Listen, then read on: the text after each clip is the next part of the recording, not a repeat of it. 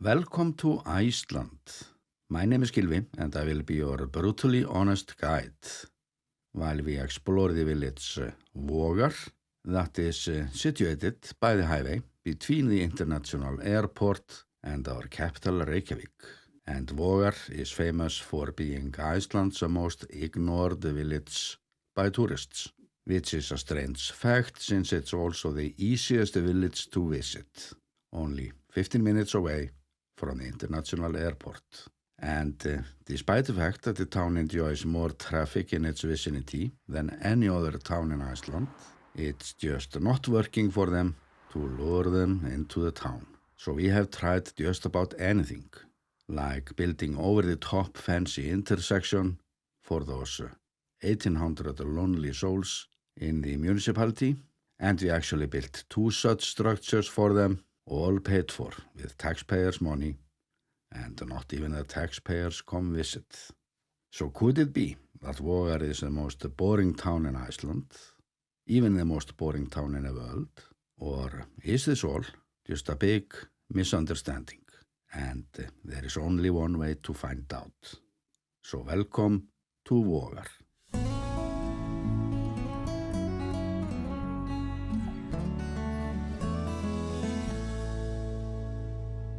We start the journey on the map, and in this case the same map that I use when I'm doing my volcano updates, since geology has to be a big part of today's story. And the reason it can be found in video clips like this with the village in the background and this nice volcanic eruption in the foreground.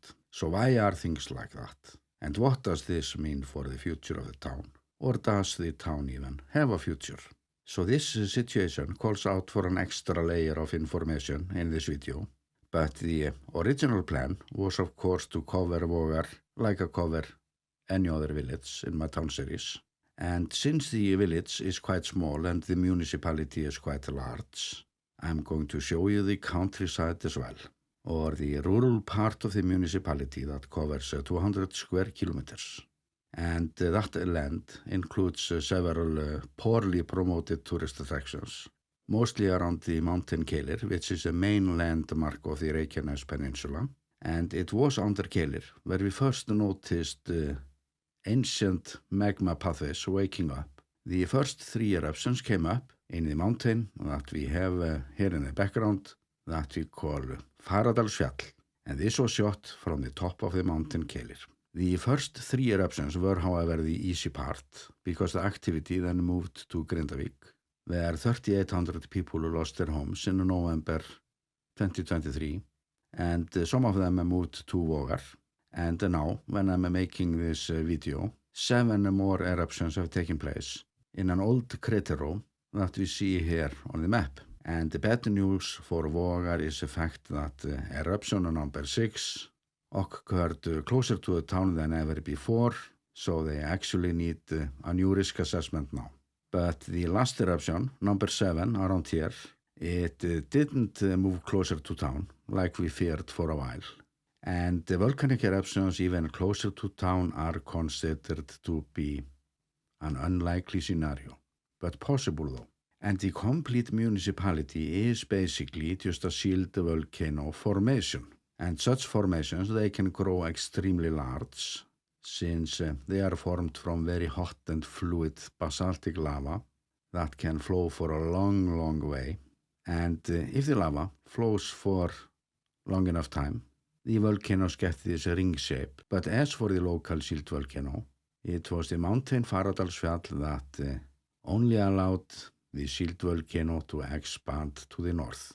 So we got stuck with this odd shape that formed the complete coastline. And not many tourists are aware of the fact that when they visit Iceland, the journey starts with a tour over a sealed volcano formation.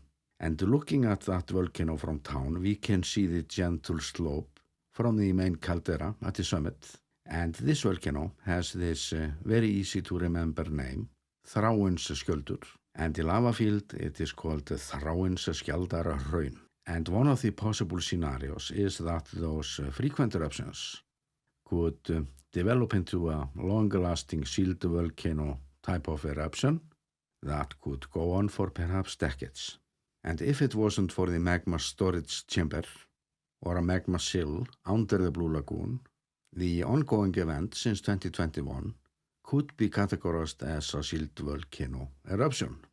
But in this case, we have this magma chamber that has done us more harm than good because the lava accumulates there and then it takes off every few months with such force that we cannot predict where it's coming up or how it's going to develop, which is way more complicated than to deal with a steady lava flow straight from a mantle, and eruption of that kind at the summit could mean the end of Vogar and large parts of the airport highway as well.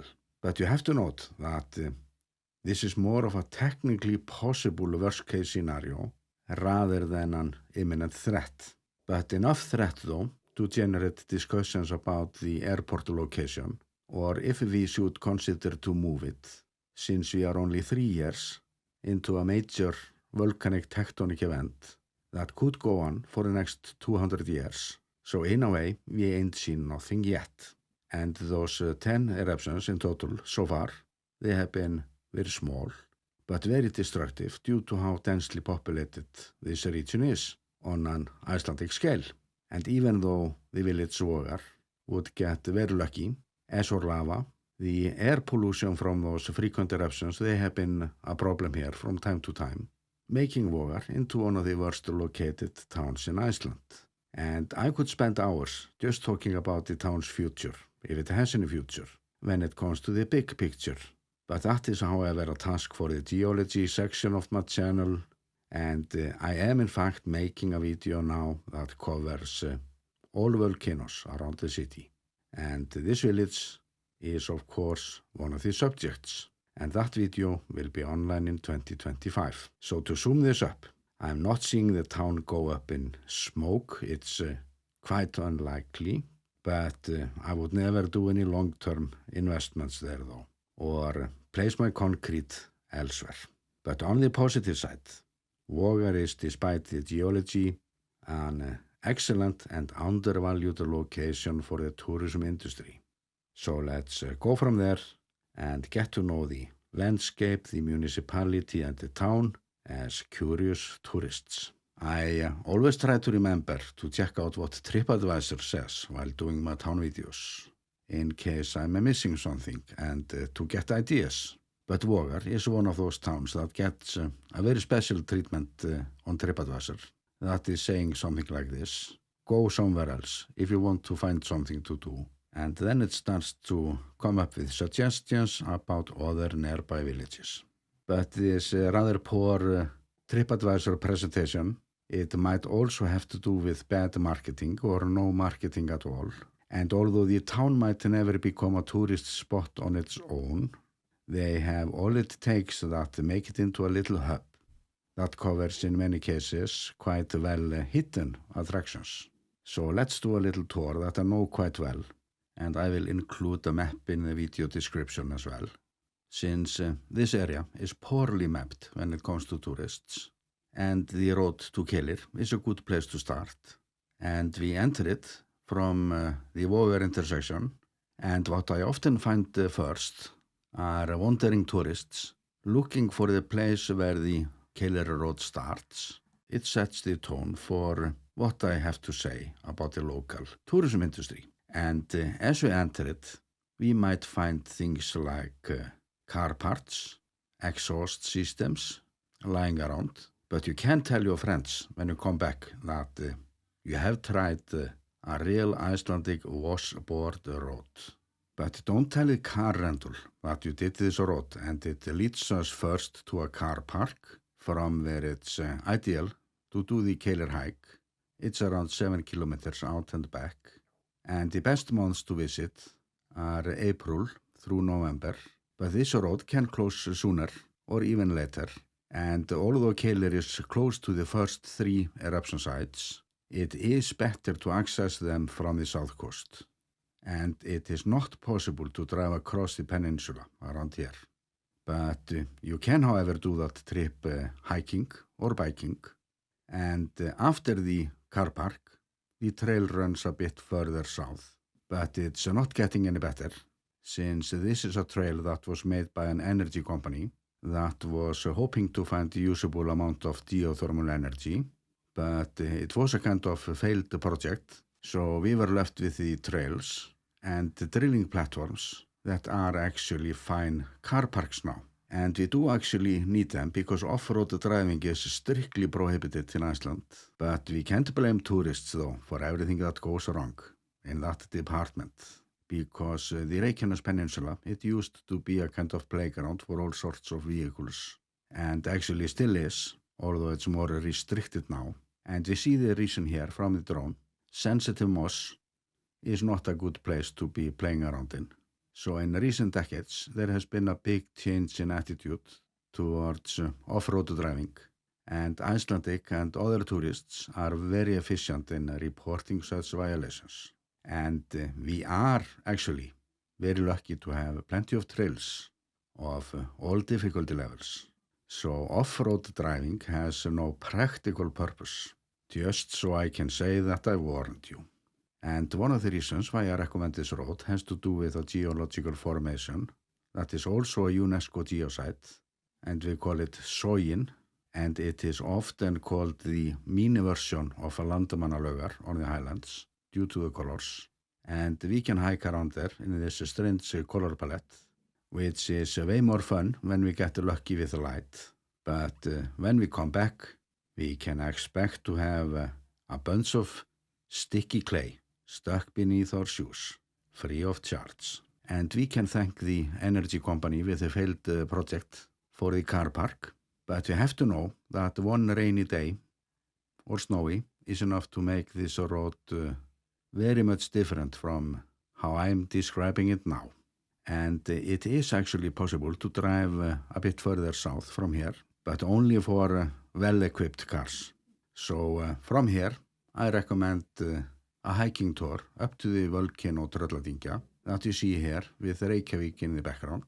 And this volcano is a part of a volcanic system that we call the Krýsuvík-Trölladyngja system. And it actually runs through the city, and we can see a part of its fissure swarm approaching it.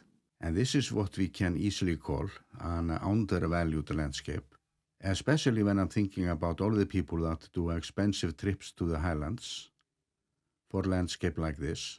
And that is only possible from June until September. So even we Icelanders, we tend to forget what a remarkable place the Reykjanes Peninsula is. Iceland is in fact just an oceanic ridge, and the peninsula is also the youngest part of our island. So this is in a way where it all starts, making this a place of significant meaning as for explaining the rest of my country. And that fact hasn't been used as it should be by the tourism industry, in my opinion. But in return, we can still find hidden gems, like the so-called Lambafellsgjá fissure, that we can visit without other tourists bothering us. And to do so, I'm suggesting a car park by an old crater that we call Eldborg. And the land around it is quite warm, and it seems as the heat there has been increasing the last year. So I have been using this location to play around with the infrared thermal drone I have, and I'm linking to that story because something is cooking down there, meaning that I have to go there every now and then. So what we have here is a little bit of everything in regards of the geology of Iceland. And apart from this boring road, the area is fairly easy to access. And now you can see me driving back to the coast, and from there we will move back to town. But first I have to drive through those thick layers of mossy lava, and we have to give the locals some credit for the forestry project by the road. This may not be the largest forest in Iceland, but the other trees might be hidden in the tall grass around there. And a bit further down the road, we find something that can truly be called an Icelandic forest with some pride. Although we don't know of anyone who got lost in the bushes yet, at least not this summer. And what we are basically doing now is that we are driving beside the 14,000-year-old volcano shield that I mentioned in the beginning. And we do this road all the way down to the coast that we call Vatnsleysuströnd, which means a beach without water. where not only we have the ocean, but also plenty of freshwater ponds, even hot springs, and I have to admit that I'm not sure what our forefathers were thinking while naming this place. And I'm actually here quite often.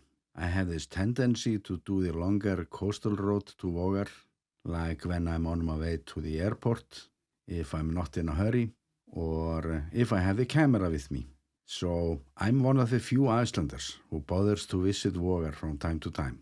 And our first stopover now is the old church from 1893. It was very well built, and it's a well-maintained building, and also the largest of the old rural churches in Iceland. And there is also a golf course by the church, and this is actually one of the places I used when I was starting in the Northern Light photography. But a while later, the tourist companies found out about this place, so as for my preferences now, this is a hopeless place for Northern Light photography, or tourists with flashlights all around. But there are, however, several other usable places for photography on this seaside road that leads us to Vogar. What we find here are abandoned houses and a little community with summer houses and even a few farms. But this is also an industrial area with a fish farm and a chicken farm. So there is work to be found around here. And like elsewhere on the peninsula, this is not the sugar-sweet landscape. This is not the postcard version of Iceland. But this can, however, sometimes be the dramatic version that can be very photogenic, depending on weather. And from here, we have good view to the north, where we can see Snæfellsjökull volcano. And the history of this coast dates back to the 13th century. And back then, life was all about to get the catch of the day home. And as the boats grew larger, that is when people started to settle in Vogar. Because around there, we had the best natural harbor around. And the community grew around the harbor, which is a story that I can say about most Icelandic villages. So let's move into town. And Vogar is a quiet little community when it's not too windy, and when we don't hear the planes fly over to the international airport.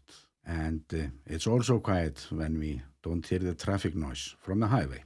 It used to be the cheapest option on the rental and real estate market for decades, but after the bank collapse in Iceland in 2008, the housing market stagnated for years, and it has in fact never returned to normal ever since. And that is, of course, a man-made problem, since we have plenty of building land in Iceland. And the housing shortage that started in the capital region, it then spread out almost all over the country. And since Vogar is the closest town to the capital region, with this good highway connection, it soon became the most expensive town on the Reykjanes Peninsula, as for housing prices. And the new streets and buildings started to pop up around here like never before, although the design is not saying that they have over 20 square kilometers of building land to work with. And after the Grindavík events, earthquakes and eruptions, almost 4,000 people lost their homes overnight. Most of them still live on the Reykjanes Peninsula, and many of them live in the city, and some moved here to Vogar, which is only 20 minutes away from Grindavík. So one would expect that there was no housing to be found here. But now, in December 2024, I can see around 70 apartments empty for sale. And it's telling me that the dynamics on the market have changed already. And it might have to do with the eruption that came up close to the town. But housing prices remain the same, meaning that this town that had this foreground just weeks ago is in a way the best way to describe the housing market in Iceland. So this is a strange situation that they are in now. But let's overlook the economics, because this is first and foremost a community of people. And many of those who live here, they work in Reykjavík or Keflavík, since it's not much work to be found in the town. This is no longer a fishing town, so the harbor is not very lively, but there are, however, a few industrial companies around here, and those little communities around the country, they are often excellent to raise children, so we should never underestimate the value of a secure and good neighborhood and the neighbors that we know and trust. And for me, it's not hard to understand why people choose to live in communities like this. I've tried that myself. I've even lived near this town. Vogar has all the infrastructure that the town needs for a family-friendly environment. And it takes only 20 minutes to go shopping in Keflavik or Reykjavik. But on the downside with the location, it's not making it easy to have serious retail business going here. And that might go for tourism up to some limit, although we don't need to make every town in Iceland into a tourist reception. But when it comes to the size of the town, there are, however, certain expectations when it comes to basic services. And the reason why I asked if this might be the most boring town in Iceland in my intro has to do with the tourist perspective, because I've been a tourist in this town more often than most Icelanders. And I am, in fact, not very picky. And even the classic Icelandic hot dog, it tends to be enough for me, or the number one fast food in Iceland. But during my tour last summer, there was no such fast or hot fast food around here in this municipality with 1,800 people in total. But a good cup of coffee, it can easily make a traveler like me slip into the mental state of forgiveness when it comes to the lack of hot food. But during my summer trip, that wasn't possible either. Meaning that I had to drive into the next town to get a cup of coffee. And although this is not a tourist hotspot, that was as lame service as they can be here in Iceland. But I did, however, find a place named after a North Korean dictator. And that place sells chicken wings and happens to be the pinnacle of food culture in the municipality. Kim Jong's Wings. And during that same tour, I found out that the local convenience store that has been there for a long time is now a Polish store. And for me, that is actually good news because I like stores that sell strange stuff that I've never seen before, especially if they have many types of chocolates, so I can do some tests. And if it wasn't for this Polish store, Vogar would for sure be the most boring town in Iceland.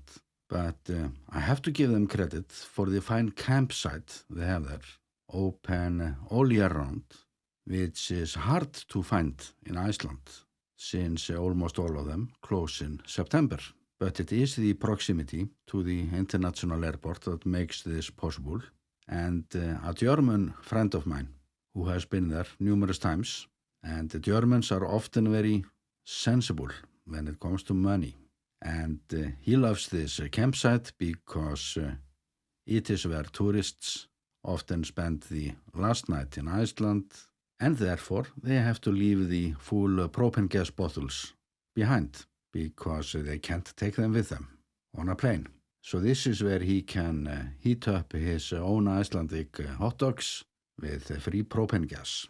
And the fact that the international airport is only 15 minutes away is, in my opinion, something that the town should do more about, although they have already a fairly big motel and even a few guest houses worth checking out when it comes to prices. And to be fair, not all tourists are looking for the same thing. Many find the thought of stopping in a village that appears as dull as this one very exciting. But I'm not sure if Kim Jong has ever been here in person, but at least we know that this is a town where he would feel at home. As for the communist-style tourist service selection. But then, it's not fair to judge the town from food services alone. And what we have here is where the town borders with the Reykjanes town municipality. There is a little road there, close by the cliffs, where the elevation is around 60 meters, and an excellent spot during eruptions. So I'm of course including this in my map in the video description. And this road is said to be haunted. And even in recent years, travelers have described A man walking with his head under his arm, which is even here in Iceland considered to be quite unusual. And from time to time, this ghost has been known for take a seat in the cars of those driving by. And for some reason, tourists tend to dislike that, even if it's free. But I can say for myself, though, that I've driven that road numerous times, and often alone, often while it's dark. But this ghost seems to respect the fact that my passenger seat is always full of some camera stuff, so it ignores me, just like the local tourist board ignores this free entertainment. And in my opinion, after this trip of ours, I have to say that they could do their job better. And the last tourist attraction I will be talking about now are the plate boundaries, where they are just by the town. And they even make this curve there that is very unusual. So this is, in a way, one of the best classrooms we have when it comes to the plate boundaries, or a place to demonstrate the forces around. There are, however, two locations that rule that part of the tourism industry. First, the National Park Þingvellir, where we actually only see the plate boundaries between the North American plate and our own microplate. And I've mentioned it before that the tourism industry is overselling that place as the main plate boundaries between the continents. And then we have this thing not far away called the Bridge Between Continents. And I used to recommend that place until geologists revealed that the bridge could be way better located, since it only covers one fracture on the edge of the North American plate, and the Eurasian plate is further east, closer to Grindavik. And for the sake of accuracy and the increased interest in geology tourism in Iceland, Vogar could do good things there, with the fact that the plate boundaries run through the land just south of town, and it's even a deep trail there that runs over numerous fractures. And that road, it could easily be improved for tours between the continents instead of that bridge that, in my opinion, is not doing the plate boundaries justice, or as for the location. And it looks to me as the tourism industry hasn't still figured out where exactly the plate boundaries are. And what we have in Vogar is a municipality with a land that covers a little bit of everything when it comes to the geology of Iceland. And you have to keep in mind that when I criticize, it is not just for the criticism alone. I am calling out for improvements, doing them a favor and not even getting paid for it. And when I look at some of my other videos that I filmed recently and have not uploaded yet, I have videos on my list with population less than 300, very unfortunate with the location as far away from the city as they can be, but they offer more services. I can get my coffee there. That is the main reason why I find the Vogar so dull. They have enormous privileges in terms of location, so close to the airport. But the service level is not just unacceptable for a town of this size. They are making things very hard for the visitors that come. And that I have seen numerous times. So I wish them well, because it benefits me and all other travelers with interest in geology. And I would not have done this video in this way unless I see all those undervalued tourist attractions all around. And this video series about Icelandic towns, it is just as much alive as the land by the town. And this is in fact the third version that I make about Vogar. The other versions were some of my early work before I got a drone and other equipment that I'm using now. So it is not unlikely that this video might be remade someday, but only if I find an obvious reason to upgrade the information here. Because this video is made for travelers and I need the information here to be correct.